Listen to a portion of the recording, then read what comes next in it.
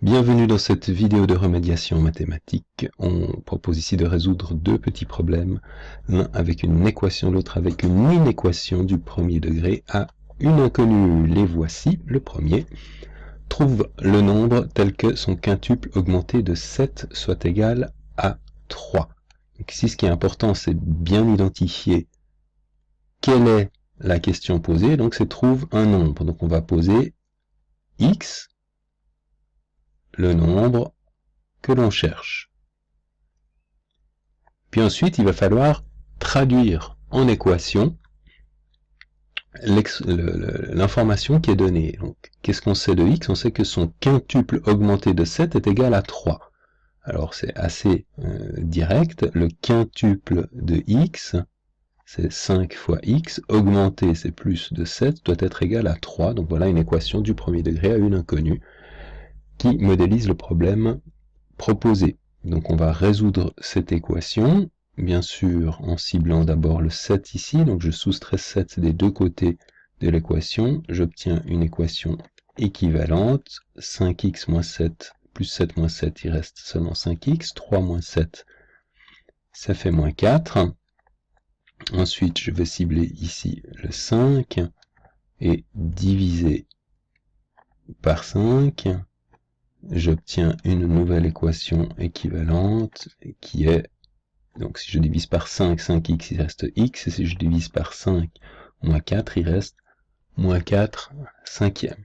Et je réponds toujours, bien sûr, le nombre que nous cherchons est moins 4 cinquièmes. Même chose pour le deuxième problème, Jean a eu 50 francs de la part de ses grands-parents pour son anniversaire, il souhaite s'acheter des BD. Sur Internet, un livre coûte 6 francs 90 avec 10 francs de frais de port. Combien peut-il s'acheter de livres? Donc, quelle est la question? C'est combien de livres? Donc, on va poser x est, cette fois-ci, le nombre de livres. Ensuite, il s'agit de traduire les informations qui ont été fournies. Donc, d'une part, Jean a eu 50 francs, donc il a un total disponible de 50 francs, et d'autre part, chaque livre coûte 6 francs 90, et il y a 10 francs de frais de port au total. Donc, chaque livre, donc si il achète donc un livre,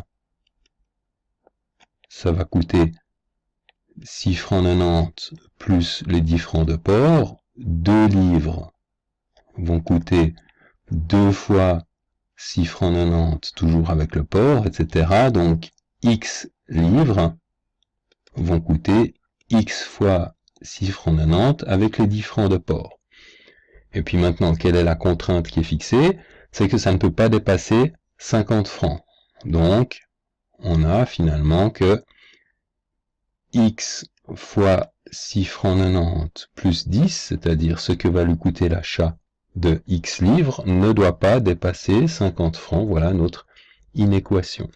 Alors pour résoudre cette inéquation, première chose, on va cibler ici le plus 10, donc on soustrait 10 des deux côtés de l'inéquation. X fois 6,9 plus 10 moins 10, il reste x fois 6,9, plus petit que 50 moins 10, qui fait 40. On a additionné les deux côtés de l'équation par la même quantité. Enfin, additionner moins 10 ou soustrait 10, on obtient une équation équivalente, ce qu'on indique avec ce symbole, pas de besoin de changer le sens de l'inégalité. On continue de la même façon, on doit cette fois-ci cibler le 6,9, on divise par 6,9 des deux côtés, et on obtient x plus petit que 40 sur 6,9. Si on effectue le calcul, c'est environ 5,8. Donc x doit absolument être plus petit strictement que 5,8. En fait, j'aurais pu être un tout petit peu plus précis tout à l'heure parce qu'on me dit ici qu'il a eu 50 francs, donc finalement on aurait pu ici aller jusqu'à 50 francs. Hein. Donc c'est une inégalité qui n'est pas stricte. Enfin, ça ne change pas grand-chose ici. Ce nombre doit être plus petit ou égal à 5,8. Donc on en déduit que Jean peut s'acheter au maximum 5 livres. Puisque on doit avoir un nombre de livres entiers plus petit ou égal à 5,8. Voilà pour ces deux petits problèmes.